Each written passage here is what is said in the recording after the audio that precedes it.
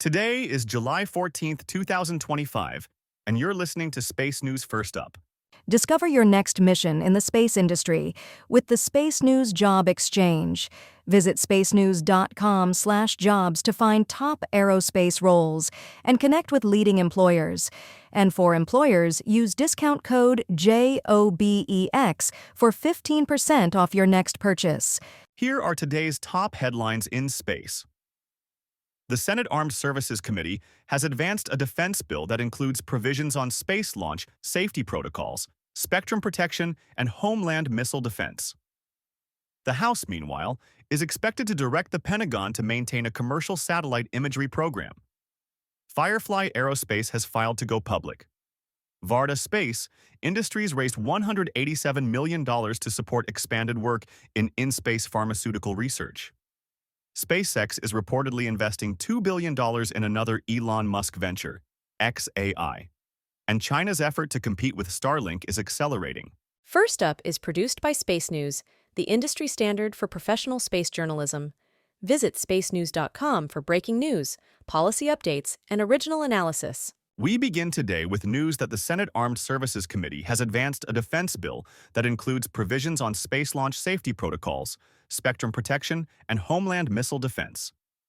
The committee voted 26-1 to send its version of the National Defense Authorization Act, NDAA, for fiscal year 2026 to the full Senate.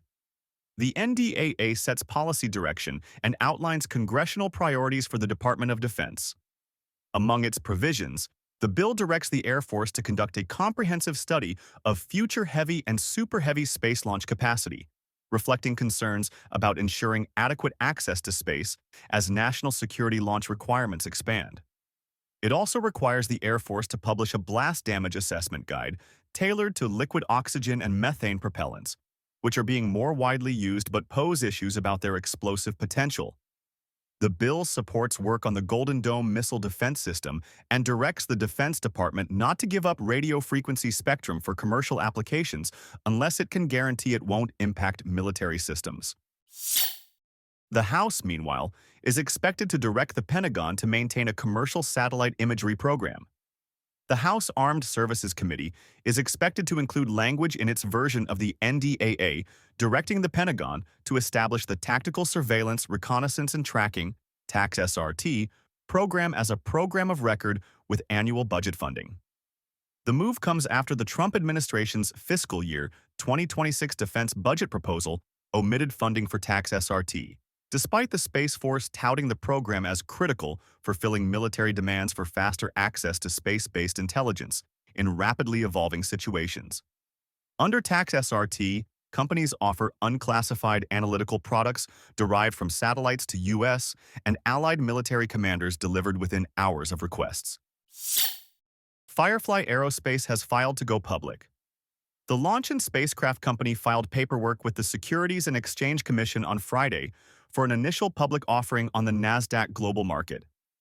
Firefly did not disclose how many shares it plans to sell and at what price, although even after the IPO, current majority owner, AE Industrial Partners, will retain control of the company. Firefly reported $60.8 million in revenue in 2024 and a net loss of $231.1 million, and it said it would use the proceeds of the IPO to pay off $173.6 million in current debts. Varda Space Industries raised $187 million to support expanded work in in-space pharmaceutical research. The company announced last week it closed a Series C round led by Natural Capital and Shrug Capital, with participation by several other investors. Varda has completed 3 missions of the W-Series spacecraft, which are designed to conduct pharmaceutical research in orbit and return the results in re-entry capsules that can also collect hypersonic data. The additional funding will assist efforts by Varda to increase its launch cadence and expand work in microgravity life sciences. The Wall Street Journal reports that SpaceX is reportedly investing $2 billion in another Elon Musk venture, XAI. According to a report, SpaceX is providing $2 billion of capital toward a $5 billion round being raised by XAI to help that company catch up with market leaders in the artificial intelligence field, like OpenAI. SpaceX currently uses XAI to power customer support services for Starlink, with the potential for additional, unspecified partnerships between the companies in the future. China's effort to compete with Starlink is accelerating. China's space sail has deployed about 90 of a planned 14,000 satellites for its Qianfan constellation since August 2024. But the operator is counting on a sharp increase in launch cadence to add roughly 500 more satellites this year, enabling at least a limited degree of services. Unlike Starlink, Qianfan is not initially targeting mass-market consumers. Instead, the constellation is being positioned as a state-backed space backbone, focused on telecom operators, government clients, and enterprise users. In December, the country began deploying a far more secretive constellation dubbed Guowang that is projected to include 13,000 satellites. The lack of transparency surrounding Guowang has fueled speculation that it carries dual-use or national security payloads, drawing comparisons to SpaceX's Starshield. Share your company's news with the entire space industry through Stellar Dispatch, the press release service from Space News. Learn more and use discount code SD2106 for 15% off when you submit yours at spacenews.com/stellardispatch.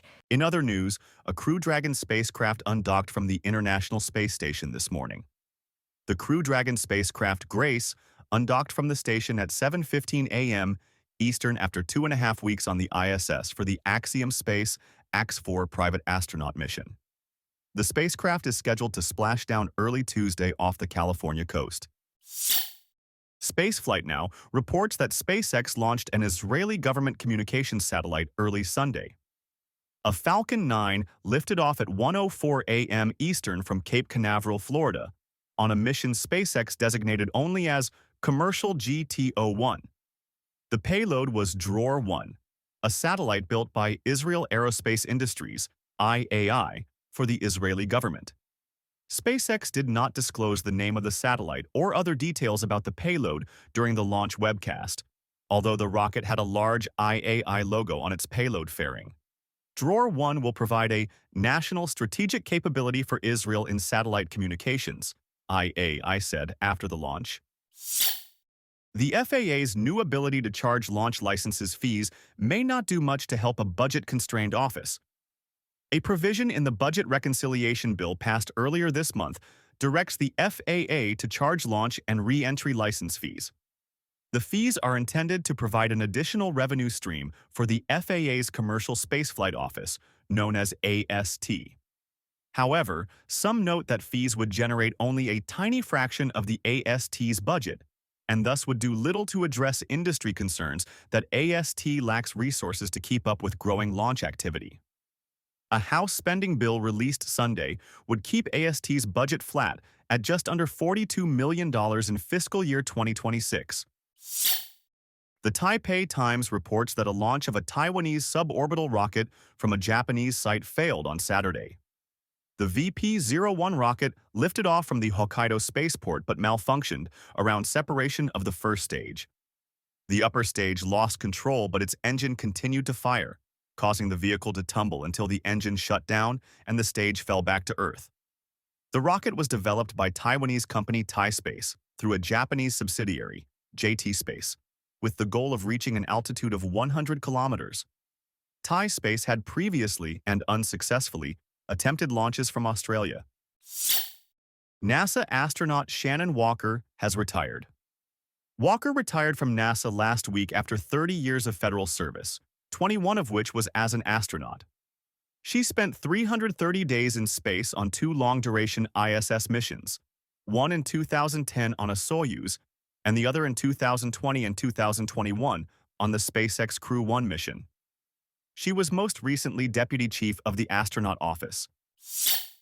Deadline reports that a former NASA official has joined a space entertainment company.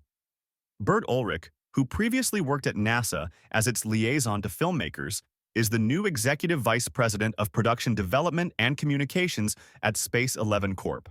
That company, founded by Italian film producer Andrea Iervolino, is devoted to making entertainment about space, and eventually in space.